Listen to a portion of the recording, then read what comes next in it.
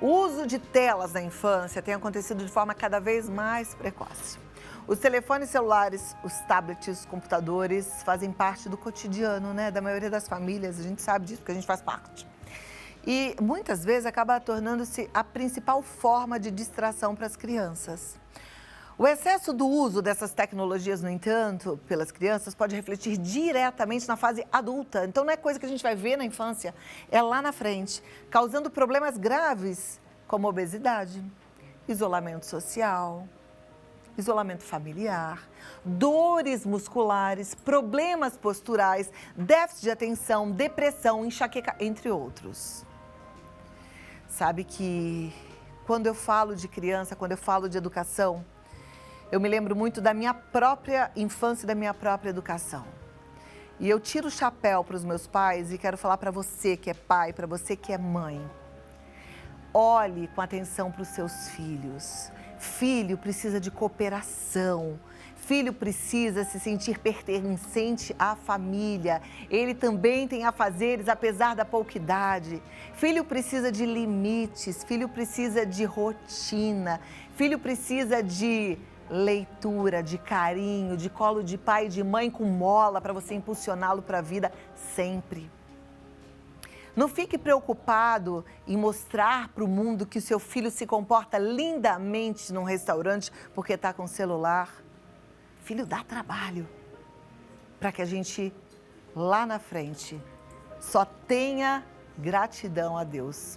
Que você realmente fique atento, porque educar é gratificante demais, tá bom? A produção preparou um VT e a gente vai conferir agora, vamos ver. Os benefícios e facilidades proporcionados pela tecnologia são incontestáveis. Porém, estamos vivenciando com muita frequência a intoxicação digital infantil. É justamente na infância que desenvolvemos e expandimos nossas habilidades sociais e emocionais. É essencial lembrarmos que o uso exagerado e prematuro dessas ferramentas pode ser responsável por danos no desenvolvimento infantil, levando a problemas emocionais, físicos e até mentais. É nítido que a tecnologia já foi adotada como ferramenta pedagógica nas escolas, e isso não deve voltar atrás. Mas a grande e preocupante questão envolve o abuso para fins recreativos. Vamos saber mais sobre o assunto?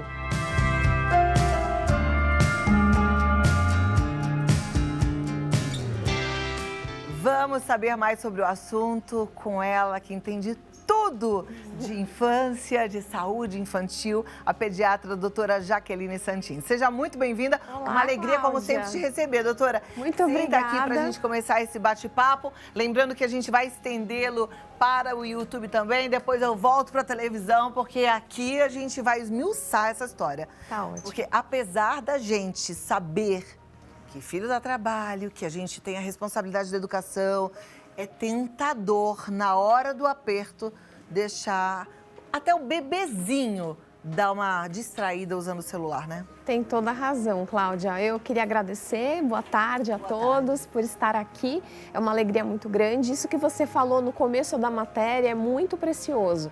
Realmente, nós pais somos responsáveis pelo controle, pelos combinados que vão ser feitos quando a gente entrega uma tela ao nosso filho.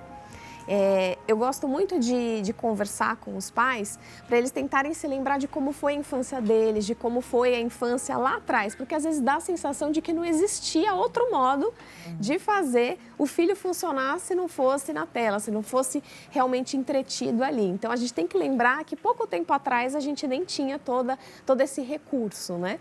Não tinha, e a gente tinha, às vezes, apenas um olhar do pai, né?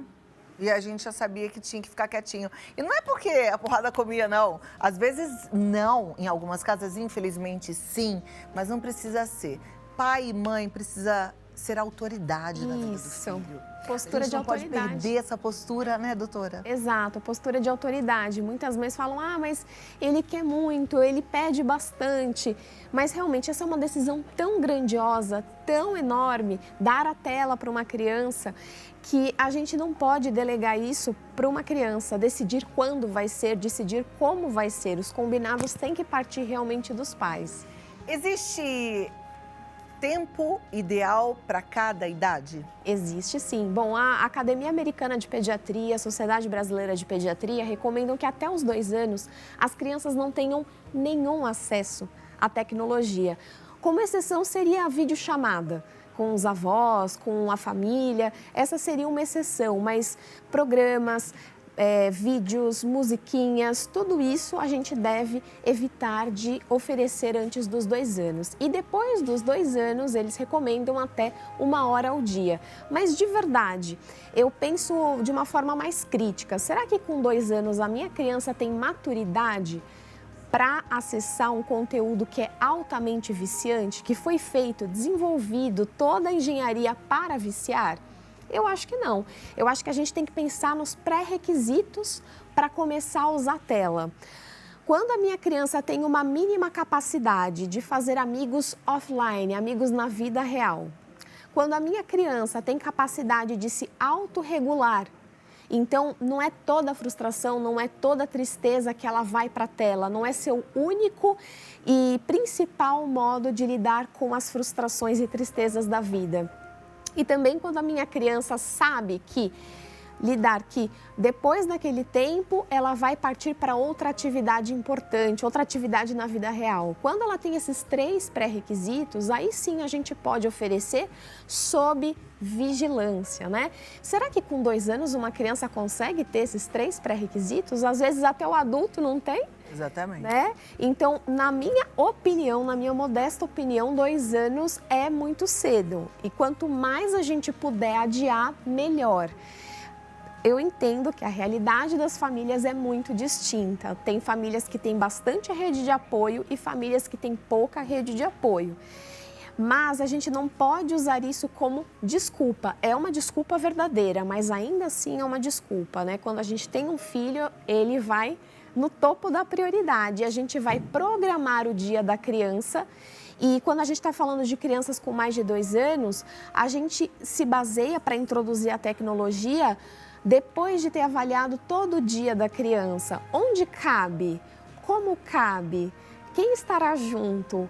Qual será a programação? Né? Então, tem até um exercício que eu gosto de propor para os pacientes, né? Pegar uma folha de caderno, dividir em 24 linhas ali, que serão as 24 horas do dia, e ali a gente colocará a estrutura do dia da criança. Onde cabe o tempo de tela? Eu já terei colocado atividades como dormir, como ir à escola, fazer deveres de casa, se eles existem, brincadeiras offline, convivência em grupo, atividades extracurriculares, contribuição em casa, porque a gente não quer hóspedes, a gente quer moradores. Não, e assim, eu não sei se eu deixei claro no que eu falei ainda há pouco, mas quando a gente fala que criança precisa de cooperação, na verdade ela precisa participar da casa, ela precisa entender que ela é parte importante daquela família. Exato. Isso é interessante porque ela fala, não, eu tenho a minha função aqui. Né? Eu sou a pessoa que leva o lixo todo dia ali no corredor para minha mãe, eu ajudo a minha mãe. Isso alimenta a autoestima da criança, né? Com certeza, ela se sente importante e pertencente. Então, depois de todas essas atividades já estruturadas, ok, sobrou esse período, então a gente pode fazer ou não tempo de tela ali. E esse tempo de tela precisa ser monitorizado pela família, então não é sozinho, não é fechado, trancado no quarto. A gente tem que às vezes mudar a dinâmica da nossa casa, até mesmo a decoração da nossa casa, para que esse tempo de tela seja sempre sob vigilância dos adultos da casa. Doutora, quando você fala de tempo de tela, você amplia isso também à televisão? Tudo.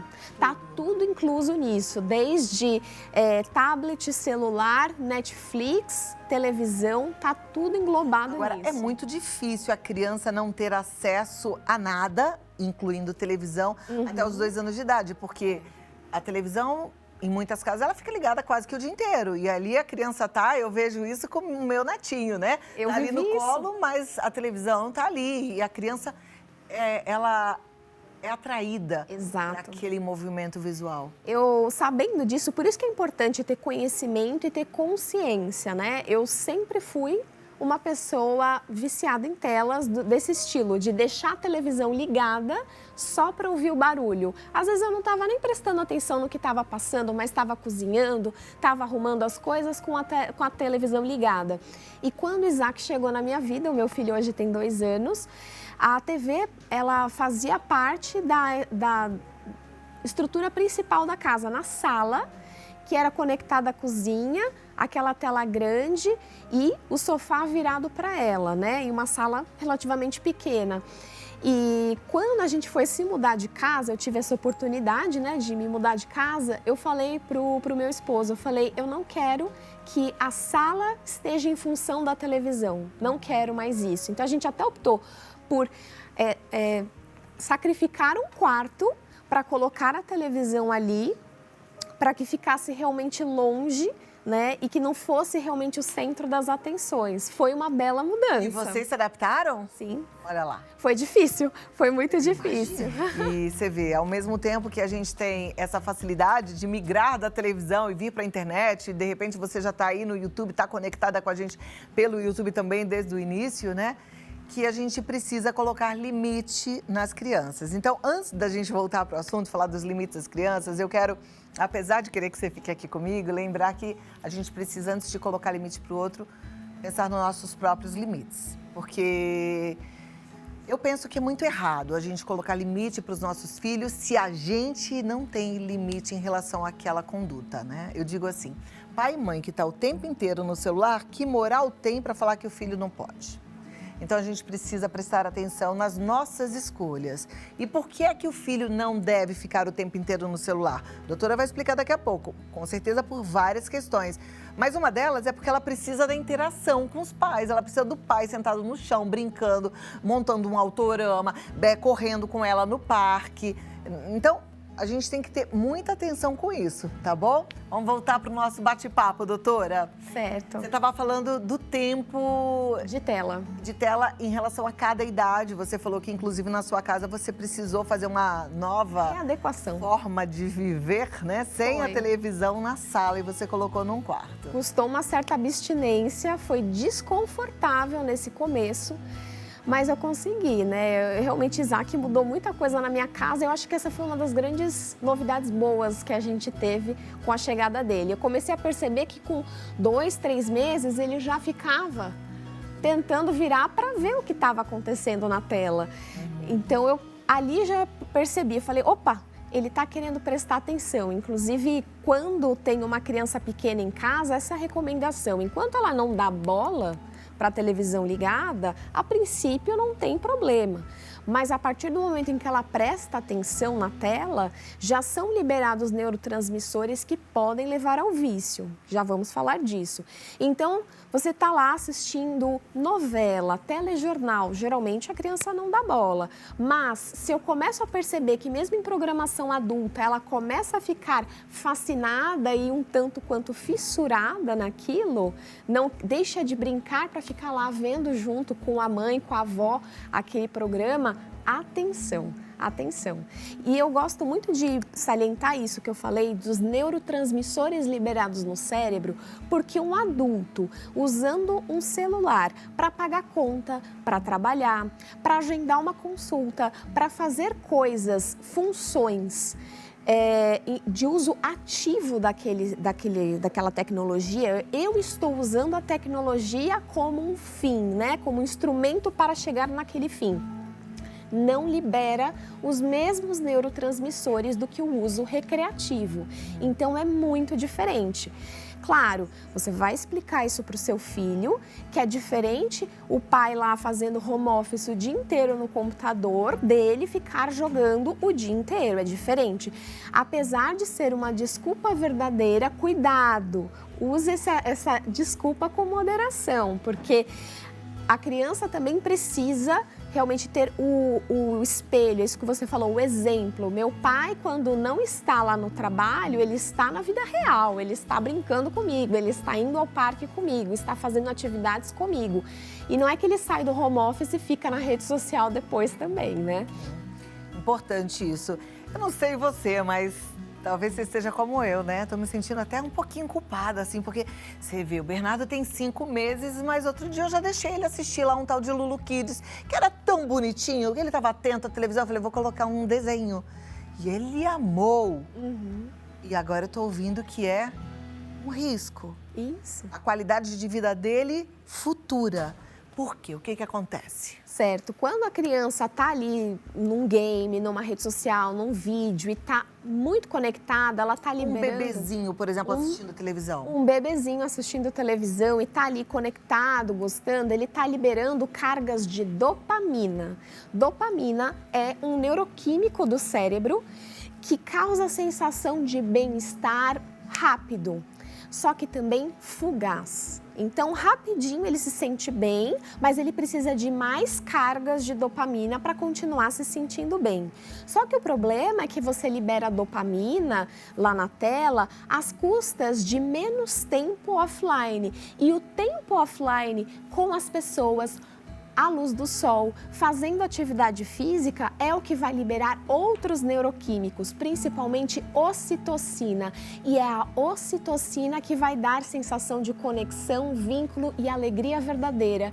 Então, uma criança com altas cargas de dopamina e pouca ocitocina, porque tem pouca vida offline, ela não vai se sentir feliz e bem por mais tempo. Ela vai precisar daquela dopamina, ela vai buscar cada vez mais para se sentir bem, mas ela vai continuar se sentindo solitária e pouco conectada. Agora, se a criança, vamos lá, se sentir muito amada e ela de fato for muito amparada, tem essa qualidade de tempo com os pais ou com os responsáveis, mas de vez em quando ela tem o seu tempinho ali e vai liberar a dopamina. Você falou que quando libera a dopamina, ela vai querendo mais e mais e mais. Ela vai preferindo ficar ali do que liberar a ocitocina, fazendo outras atividades e recebendo amor? Sim, porque a dopamina, ela é altamente viciante. Então, sim, quando a gente está falando de crianças muito pequenas, com menos de 2 anos, essa carga de dopamina que ela está liberando já pode ser preocupante. E também tem uma questão, eu gosto de comparar, que um adulto é um bolo pronto, enquanto que uma criança é um bolo ainda em processos. Então, os ingredientes que eu acrescento nesse bolo que ainda não está pronto, eles vão fazer parte da estrutura desse bolo. Enquanto que se um bolo pronto eu jogo alguma coisa em cima, eu dou um tapinha depois, pode até ser que cair e não altere tanto o resultado final. Então, eu estou mudando a estrutura cerebral daquela criança, criando trilhas neurais para preferir acesso rápido à minha dopamina, diminuindo até mesmo a mielinização de áreas de fala e linguagem. Então, a arquitetura cerebral, ela é modificada por conta da exposição a telas muito precoce. Olha que coisa séria, né? A gente não dá conta disso tudo. Sim. Então, ainda bem que a gente está trazendo esse assunto aqui. Eu amo esse programa por causa disso. Compartilha aí com a sua rede de amigos, com as pessoas que tiveram filho agora, com as pessoas que têm filhos, né? Netos também, importante para os avós. Você vê, hoje já estou aqui, puxão de orelha. Não vai mais ter esse negócio de ligar a televisão. Nem um pouquinho, até os 2 anos de idade. Nem um pouquinho. A videochamada com você está liberada. Videochamada comigo e com os bisos, porque eles moram lá no Rio de Janeiro e eles ficam loucos com a videochamada. E é muito legal como o bebê interage, né? O Bernardo ri pro meu pai e pra minha mãe, com uma felicidade de vê-los na videochamada, é muito bonitinho. Eles realmente já têm muita noção de tudo que está acontecendo. E isso é legal porque existe o uso potente e ativo da rede social. Uma criança pode conversar realmente, fazer amigos fora do Brasil, pelas telas, algo que sem as telas ela não conseguiria. Então, existe uma comparação muito bonita e potente que a tela é tão poderosa quanto o fogo. Né? Ele é um instrumento poderoso que pode tanto aquecer uma casa como levar à destruição daquela casa. Ele pode tanto, a tela, levar a conexões pessoais diferentes, a pensamentos diferentes, quantos movimentos sociais a gente vê acontecendo nas telas, crianças engajadas com questões de meio ambiente, que se não fosse a tela a gente não teria tudo isso, mas ao mesmo tempo, cuidado, realmente, o risco de vício é enorme, então muito controle no uso da tela. Se alguma coisa é gratuita, o produto sou eu. A gente tem que lembrar disso. Quando eu uso um aplicativo e eu não estou pagando nada para usá-lo, eu sou o produto. Você está sendo usada? Exato, eu sou o produto. Olha, gostei, uma boa filosofia para a gente avaliar aí o tempo, inclusive, em cada coisa. Agora, pensando em crianças, depois eu quero falar um pouquinho mais dessa parte da motricidade, da inteligência, enfim. Mas aqueles joguinhos, ou não, ou um pianinho que tem luzinha, que tem barulhinho, isso é prejudicial também ou não? Quando a gente está falando de brinquedos, a princípio não, ele não será prejudicial, mas ele pode ser pouco rico, um recurso pouco nobre. Se é aquele brinquedo que está tudo pré-pronto, basta eu apertar para acontecer e ter o resultado final, as possibilidades são muito poucas naquele brinquedo. Não há espaço, não há margem para tanta imaginação e criatividade. Então, em vez de gastar dinheiro com coisa cara, é muito mais legal a gente pegar coisas do nosso dia a dia, o Tupperware com feijãozinho dentro e fechar e dar como um chocalho para a criança, o vidrinho que ele vai aprender a desrosquear, por exemplo, do que comprar um brinquedo muito caro, né? Perfeito, e funciona muito. Outro dia eu cheguei em casa e tinha lá uma garrafinha de água cheia de feijão dentro, que era o chocalho que ele estava brincando, muito bom. Agora vamos falar então dessas consequências em relação ao corpo. Eu me lembro que quando eu me mudei, eu morei em casa, gente, numa casa com uma rua que não tinha nem calçamento, então era uma rua de chão, né, de barro. Quando chovia era uma beleza, a gente brincava ali na lama, era uma farra. E aí eu me mudei com 9 anos de idade para um apartamento. Eu saí de um bairro bem simples, bem onde assim, a gente brincava na rua, andava de bicicleta e fui para um apartamento. Eu me lembro que quando eu fui na casa da vizinha, que tinha 3 filhos, como a gente lá em casa, éramos 3 também. Eu tinha 9 anos, meu irmão 11, minha irmã 7. Eu vi aquelas outras crianças que eram da mesma idade da gente, eu fiquei chocada. Eu me lembro da minha sensação como criança, porque eles eram mais gordinhos, mais branquinhos e mais parados, assim, meio inertes.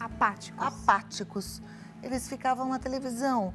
E eu achei aquilo tão chocante, eu me lembro até que eu reclamei com a minha mãe, porque eu achei que era difícil. Como é que eu vou fazer amizade com essas crianças? Porque essas crianças não estão vivas. Faz uma diferença enorme, né? Faz. Realmente, tempo... É muito importante conversar com os nossos filhos sobre prioridades. Priorizar o sol. Tá sol lá fora, a gente pode descer no térreo ou no condomínio para fazer alguma atividade. Isso é prioridade. Priorizar pessoas.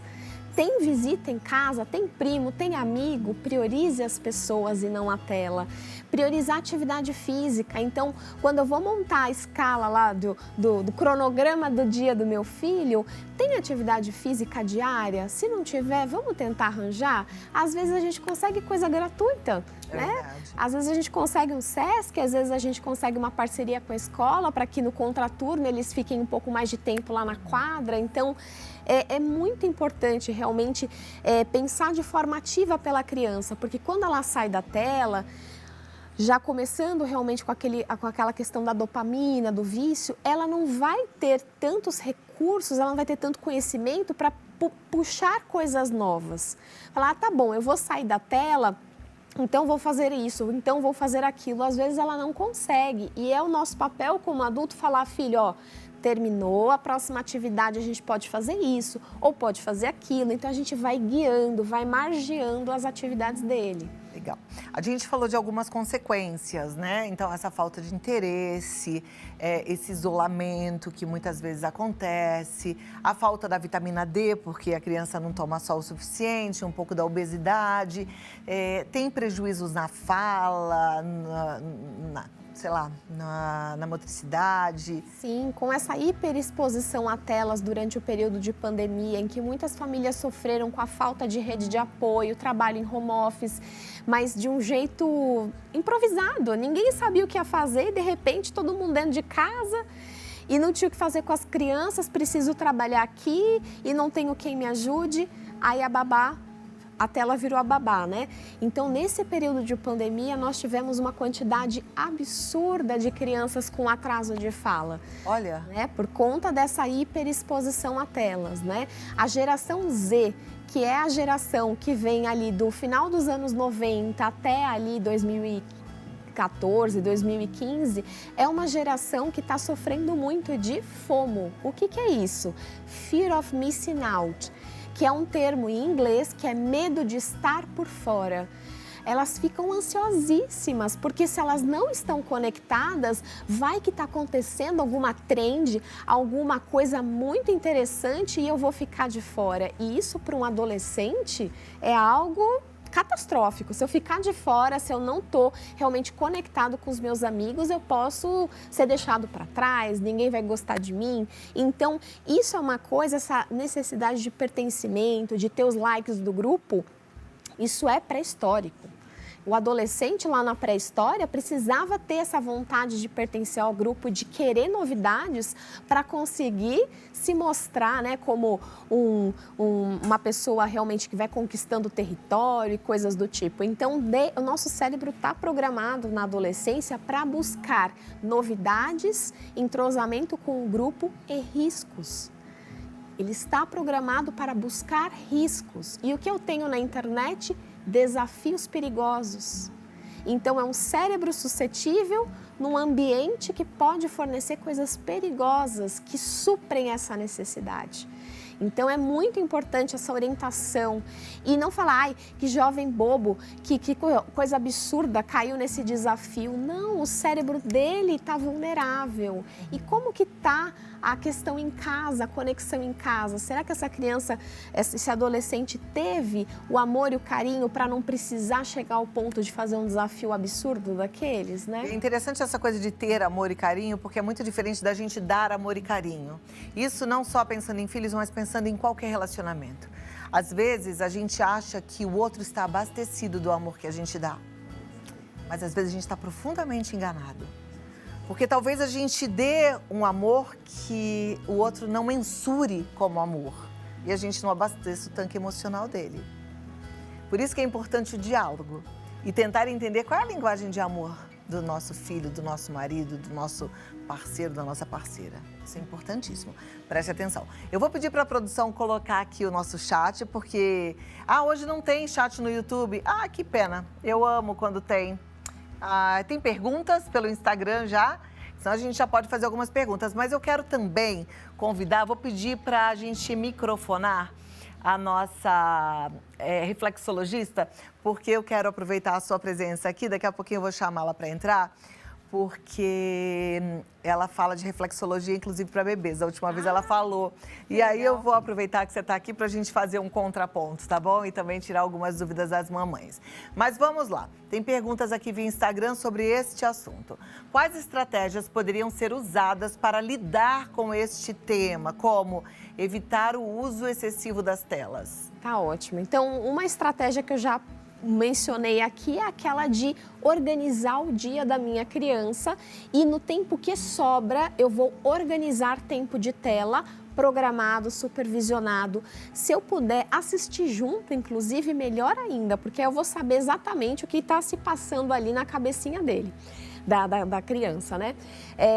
Outra coisa é essa questão de conhecimento. Quando a criança tem conhecimento das ferramentas para viciá-la, ela aceita melhor os combinados. Então, não é uma coisa arbitrária, ela está entendendo o porquê que você está preocupado. Por exemplo, aquela autorrolagem, né? Que acontece, e o autoplay também. Sabe o autoplay, quando você está no YouTube? Que você termina um vídeo e automaticamente já conecta outro, e já conecta outro, e aí você fica preso, você fica grudado ali. Então, aquilo é uma estratégia muito engenhosa para conseguir prender a nossa atenção ali. E se a gente tem consciência disso, e eu já vou dar o play antes porque eu sei que aquele autoplay me faz mal, olha só que poderoso que é. Eu vou dar ferramentas para esse adulto e essa criança e entender melhor como funciona. A rolagem infinita de um Instagram, que eu fico lá, horas, eu posso passar dias fazendo assim, que vai ter sempre algum conteúdo novo para eu ver, não é verdade? Outras estratégias também. Combinar detox com a criança, eu acho isso muito importante. Quando você vai dar a tela para uma criança, comece do jeito que você quer que continue. Então, vamos fazer o nosso combinado, como vai ser usado.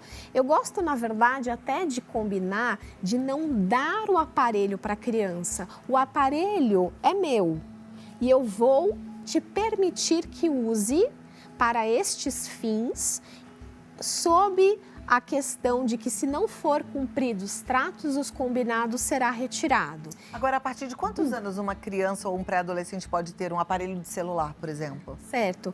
Isso é muito variável, né? Lembra daquilo que eu falei, adiar o quanto for possível. Se a gente for pelo piloto automático da nossa sociedade, crianças de 7, 8 anos já estão ganhando celular, já tem tablet desde criancinha, desde mais novinho, mas eu acho que essa é uma coisa muito bacana de se conversar entre grupos de mães. Isso é uma normose, é algo bizarro que está todo mundo fazendo e é por isso que a gente não está se questionando, a gente não está tomando consciência do absurdo que é. Então, vamos parar para pensar, a minha criança de 8 anos tem maturidade para ter o próprio celular? Provavelmente você vai chegar à conclusão de que não. E talvez colocar mais para frente seja importante. Realmente, para a questão de segurança, às vezes a criança vai precisar usar um celular para fazer telefonema, para responder mensagens e tudo, mas se eu uso essa tática de o celular é nosso, da família, está sendo emprestado para o seu uso, sob estas regras, a gente consegue controlar um pouco melhor, né? Então, comece do jeito que você quer seguir. E se porventura já está instalada uma dinâmica que não está bacana, já deram o celular, a criança já tem ele como propriedade, já está viciado, já não está bacana, a gente vai ter que ser um pouco mais incisivo e propor detox, sim. Perfeito. Tem uma matéria, daqui a pouquinho a gente vai conversar com a reflexologista aqui junto. Pode até ficar descansando um pouquinho, daqui a pouco eu te chamo, Camila. Mas assim, tem uma matéria que fala sobre esse uso excessivo e sobre como uma família, por exemplo, conseguiu organizar essa rotina. Vamos assistir juntas?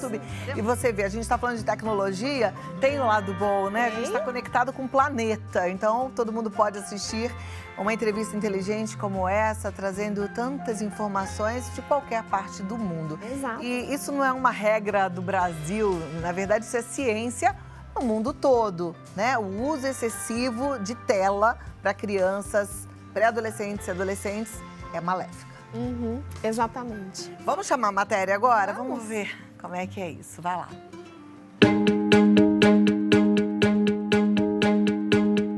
20 anos atrás não era comum o uso de tecnologias no ambiente familiar, mas com o passar dos anos o celular acabou invadindo esse ambiente. A partir de 2010 surgiu a geração Alpha, são os nativos digitais, as crianças que já nascem com a tecnologia ao seu alcance.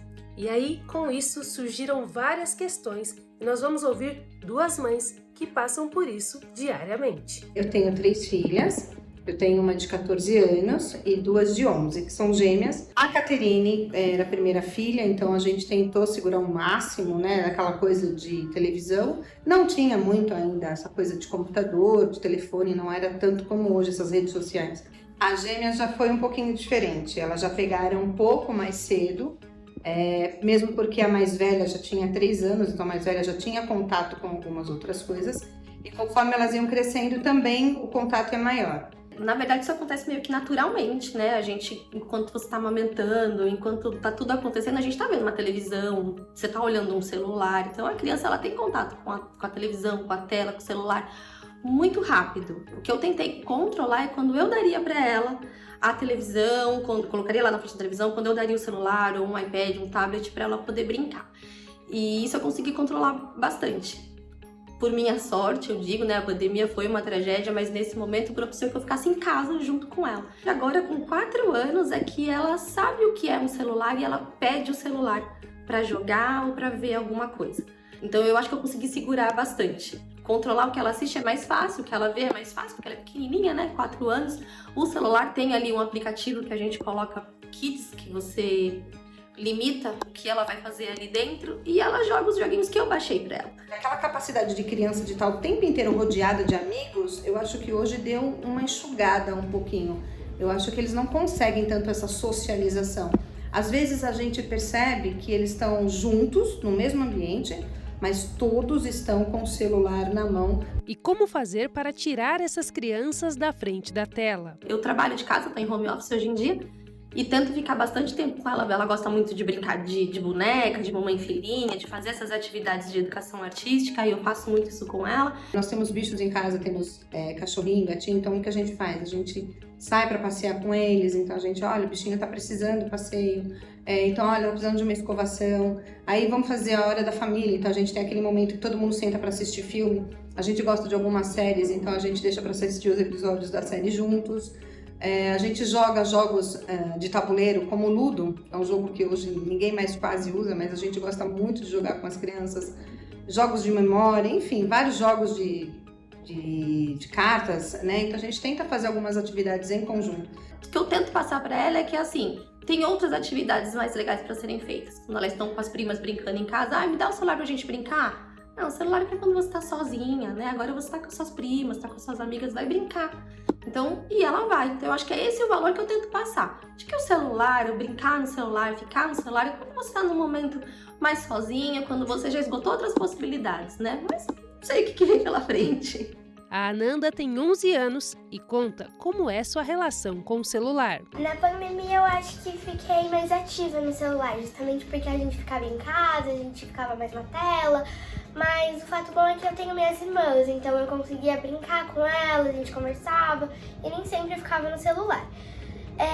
Mas aí eu parei um pouco por conta que eu ganhei cachorrinhos novos, o que me fez querer ficar mais tempo com eles, então eu passeava com eles e com meu pai, eu ia pra casa da minha madrinha lá com os cachorros, batia na campainha, eu ganhava docinho da minha madrinha, então sempre foi muito legal. Aí, acostumando, hoje em dia eu não mexo tanto, eu fico mais por conta de atividade da escola ou pra conversar com os meus amigos, mas também nada demais.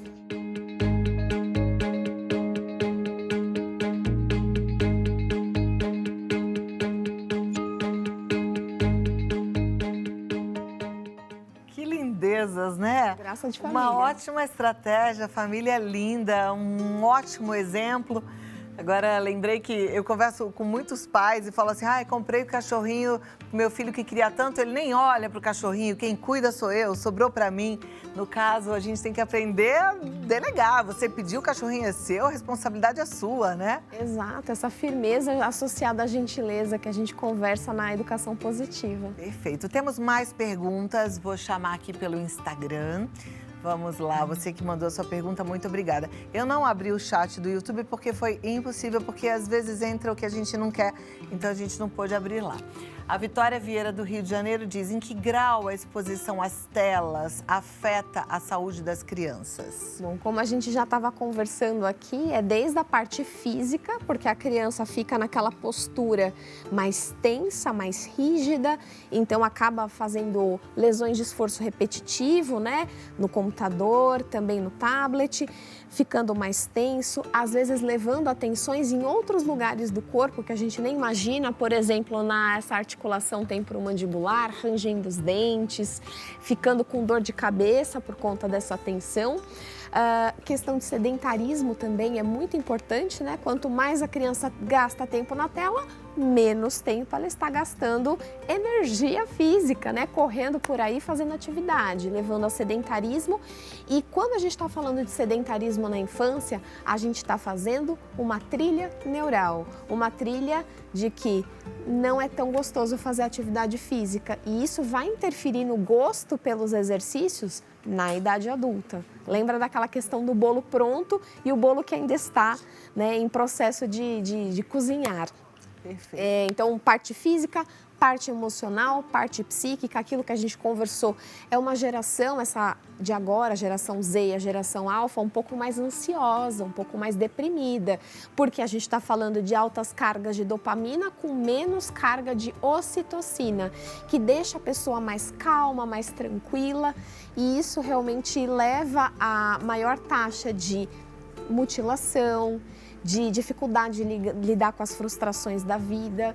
Então, infelizmente, a taxa de suicídio de crianças e adolescentes disparou com o evento dos smartphones. Foi depois de 2012 que a gente teve uma escalada dos smartphones, também tivemos essa questão na infância e adolescência. Eu adorei conhecer hoje esse termo normose que a doutora trouxe pra gente. Que é? Normose é o que é tido como normal por todos no piloto automático, mas que é bizarro. Quer ver um exemplo de normose que fica fácil de entender? Escravidão. Lá atrás, 1700, 1800, será que todo mundo achava um absurdo não escravizar uma outra pessoa? Provavelmente a maioria da sociedade achava ok. Entrou na normose. Era uma normose. Então, hoje a gente faz coisas que pessoas daqui a 100 anos vão olhar e vão falar, gente, como assim eles faziam isso? Como assim esse povo deixa a criança ficar o dia inteiro no celular? Como assim esses pais ficam o dia inteiro no celular e não olham no olho do seu filho? Pois é. Como assim? Carolina Rosa está perguntando se existe uma distância mais segura para assistir TV. Certo, os oftalmologistas alertam, que as taxas de miopia têm disparado também com o advento das telas, porque fica ali forçando as musculaturas do olho para focar numa tela próxima. Eu não sei te dizer com precisão, mas quanto mais distante, melhor. Com certeza, ficar coladinho assim predispõe a erros de refração como miopia. Próxima pergunta, obrigada, Carolina. Maria Aparecida pergunta: crianças que já têm erros de refração devem ser menos expostas às telas? As recomendações são diferentes? Não tem um guideline específico para crianças com miopia, por exemplo. A gente continua naquele balaio do geral, Até 2 anos sem, depois de 2 anos até 1 hora por dia. Mas vamos pensar que essa criança já tem uma tendência a ser míope e ela pode piorar da miopia se ela for muito exposta às telas. Então, se eu já tenho cuidado com uma criança que não é míope, com essa, então, eu vou tomar mais cuidado ainda. Olha lá. Doutora Jaqueline Santin, falando sobre telas na infância. Segue lá no Instagram, DRA Jaque Santin. Mas eu vou pedir para entrar a reflexologista, depois eu vou te liberar, porque aí a gente vai entrar no assunto de menopausa, de climatério, de reflexologia pra gente que tá aí à beira de um ataque de nervos. Eu não tô mais, graças a Deus. Mas eu sei bem o que é o climatério. Mas aí eu vou pedir só para ela retomar o assunto que ela trouxe da última vez, que foi a reflexologia em bebês, que eu achei muito legal, para te ouvir também, tá bom?